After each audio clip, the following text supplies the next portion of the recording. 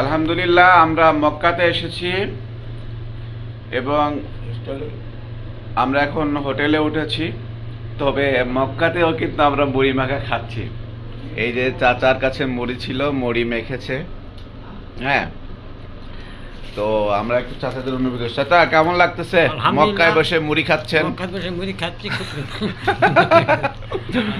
একটু পরে তো হজে যাবেন, একটু পরে হজে যাব ইনশাআল্লাহ, মানে হজ উমরা করার জন্য। উমরা করার জন্য হজে যাব তো ইনশাআল্লাহ। কেমন লাগতেছে, অনুভূতি কেমন?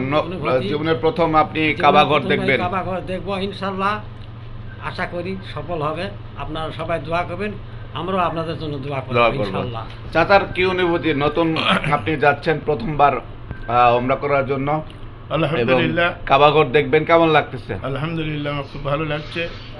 আমি কাবা ঘর দেখবো, হজ আসওয়াদের সময় খাবো, সাফা মারোয়া দৌড়াদৌড়ি করবো, সাই করবো, আল্লাহর কাছে দোয়া করবো আমরা যেন সবাই সুস্থ থাকি এবং আল্লাহর যেন ইবাদত করতে পারি।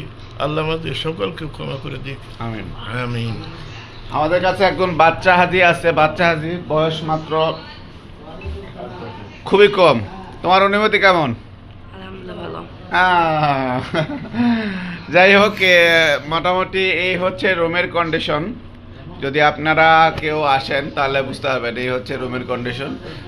পার্টি দেওয়া আছে, মানে আপনার নিচে কার্পেট দেওয়া আছে এবং সাদা বেড, প্রত্যেকটা সাদা বেড। এরকম একটা রুমে 5টা বেড আছে। মোটামুটি আমরা 5-6 তলায় আছি। তো আলহামদুলিল্লাহ, সব কিছু মিলে ভালোই।